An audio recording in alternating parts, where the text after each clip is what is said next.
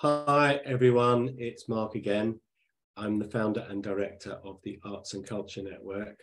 I'm delighted to be joined today by Stanley Grill, a composer, and Stanley he's just north of Manhattan, I think. Well, I'm not sure, Stanley, how would you describe where your attic is, where your musical attic is? Well, the musical attic, which is where you see me sitting right now, is just a little bit north of the George Washington Bridge in northern New Jersey, across and opposite Manhattan. Brilliant, thank you. I can kind of picture it in my mind's eye of the map of Manhattan and the area. So thank you. If you like hiking, you could get to hike across the Palisades with me sometime. Oh, that would be Beautiful. Great. I have a pipe dream. I've decided when our network gets big enough, I'm going to do a world tour of all the cultural hotspots represented by our members, and your attic would absolutely be one of those. So absolutely, always welcome. Watch out for a visit. I'm particularly excited to chat a little bit with Stanley and introduce him to you, because we share a passion for and background, in my case, for classical music, and I'm fascinated by the process of composition. I've never tried it myself. I once arranged a Beethoven piano sonata for a string orchestra, but that's it. I haven't been remotely creative in that respect. And your workload just seems so daunting, Stanley. I don't know how you manage to keep everything going. So, and I'm drowning in some of the things that I need to do, and I think you feel slightly the same in some ways, because it's a good thing, though, right? That what we're doing is in demand. Yeah, I'm always juggling projects. It's all self-inflicted, so that's okay. Self-inflicted overwork. What's that lovely saying about deadlines? I love deadlines. I love the noise they make as they fly past. Exactly. So how would you describe the music you write, Stanley? Do you have a house style, or does it vary significantly? Or no, I would say my music, if once you get to hear a bit of it, it would be recognizably Stanley Grill's music when you heard any more of it. But generally speaking, what starts me going is I really love early music, medieval and Renaissance music, and the kinds of counterpoint that they do, the flowing of different voices all going on at the same time, but somehow meshing together in this miraculous way. And so most of my music tends to be contrapuntal. Despite having started out as a pianist, I hardly ever write for the instrument because it's too horizontal for the way I think, and write an awful lot for strings and orchestra and chamber ensembles. So my music also tends to be melodic and modal, and that idea of the interweaving of flowing lines. Nice. Sort of flows along like a river. Yeah, that sounds fantastic. And I've listened to some, and I'm going to be listening to lots more. At the risk of causing offense, he says, go right ahead. Always, if someone says that to you, you know they're going to offend you, right? And the risk of causing offense. Is there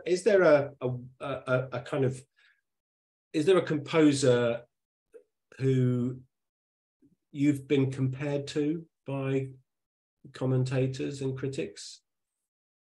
I'm trying to remember if I've actually had it, but I would say if you had to compare my music to other composers, Alan Hovhaness somewhat. I don't know if you're familiar with his music or not.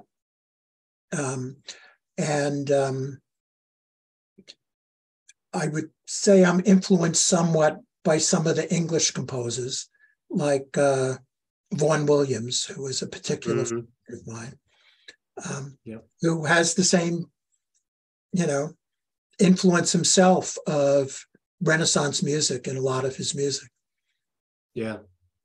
and folk That's music really, too. yeah. And perhaps a bit of Delius in there.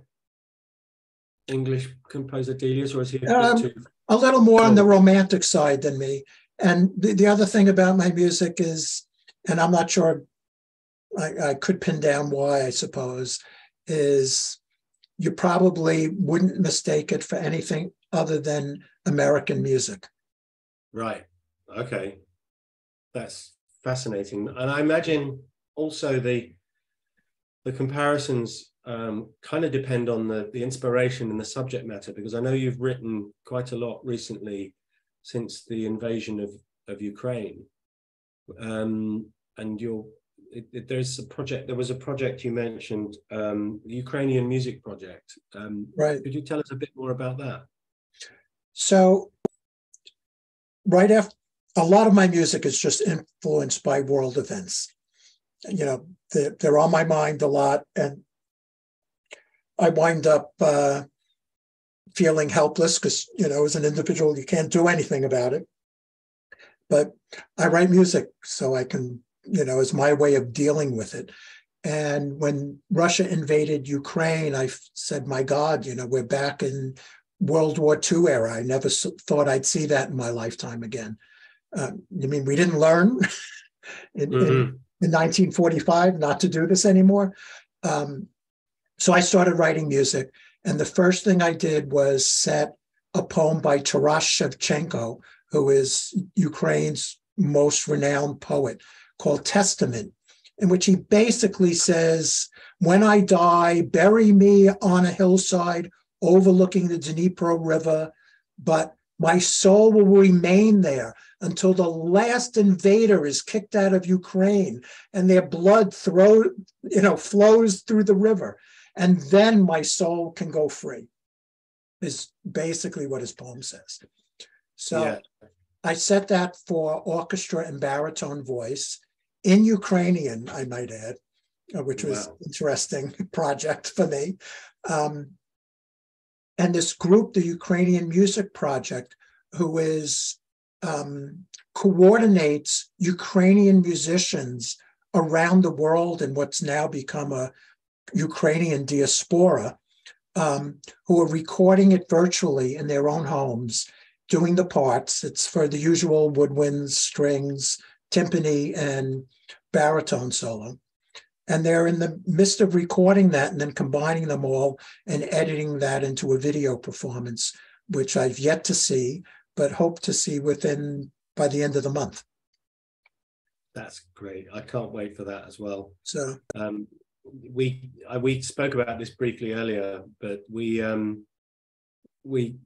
had to learn some unusual techniques for getting our music out there over the last few years. And I think some of what we've learned will continue to have value because it saves time, it saves money, it makes things possible. For example, our networking events that happen on Zoom, I couldn't get 60 arts and culture professionals together from all over the world for 1 hour any other way. Right. People wouldn't travel for an hour-long meeting. It's more sustainable. We're not flying, or it's much more affordable. So I think, like it or not, and I know many of us are zoomed out, but it continues to make collaboration much easier, which is really important. Then I think also you've got you're expecting to hear the edits of 2 symphonies over the next week or so, aren't you? What's the process there? Because I'm fascinated. So recently I found a cost-effective way to get my largest orchestral works recorded. I've been traveling back and forth to the Czech Republic and working with this wonderful conductor with a great ensemble. And I pop over there for a couple of days, they record a symphony, and I go home. And then some months later, I get an edit by their engineer, who's amazing. He's just great at it. And I email them back comments, and they send me back a mix, and then we have a master, which I release as an album. It's been working out great. So I've got 2 albums out already with them. One, a 20-minute symphony called Ahimsa, which is the Sanskrit word for the principle of nonviolence towards all living beings. And a much larger work called The Bridge, which is a 15-movement symphonic fantasy for viola and orchestra inspired by a Hart Crane poem. There are 15 poems in the book, and each one got itself a movement of music. And those I recently released. And then in March, I was there to record a symphonic rendition of, I don't know if you know Rilke's poetry, but towards the end of his career, he wrote these 10 elegies, which are probably his most famous works. And I set the first as a 5-movement symphony for soprano and orchestra. And so that's what I'm waiting on, getting the first edit back. And another work that I did as part of my Ukrainian music project called Symphony of Sighs, which is a single movement symphony. So I recorded both of those in March. And at the rate we're going, maybe I'll release it by the end of the summer, I'm hoping. That would be great. So you'll be watching your inbox for links, and I have been.